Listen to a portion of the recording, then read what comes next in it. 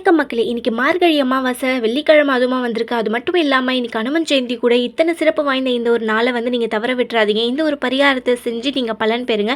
இது எதுக்கான பரிகாரம்ன்றத வந்து இந்த வீடியோவோட கடைசியில் நான் உங்களுக்கு சொல்றேன்.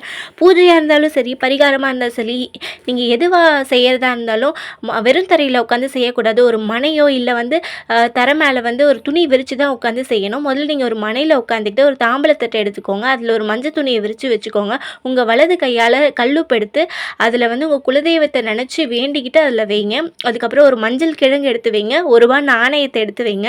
9 முறை குங்குமத்தால் வந்து நீங்கள் வந்து அர்ச்சனை செய்யணும். அது வந்து நவகிரகங்களாக இருந்தாலும் சரி, இல்லை உங்கள் இஷ்ட தெய்வங்களாக இருந்தாலும் சரி, யாராக இருந்தாலும் நீங்கள் வந்து அவங்கள நினச்சிக்கிட்டு 9 முறை குங்குமத்தால் அர்ச்சனை செய்யணும்.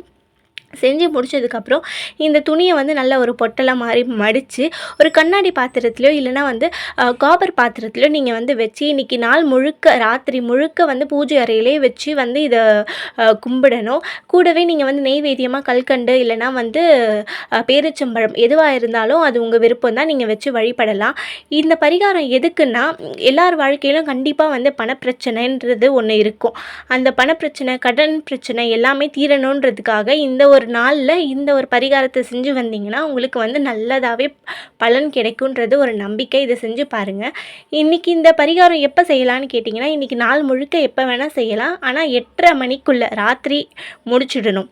நீங்கள் அடுத்த நாள் காலையில் இந்த பொட்டலத்தை பிரித்து இதில் இருக்க உப்பை மட்டும் நீங்கள் ஓடுற தண்ணியில் கரைச்சி விடணும். ஓடுற தண்ணிக்கு நாங்கள் எங்கெங்கே போகிறதுன்னு நீங்கள் கேட்பீங்க.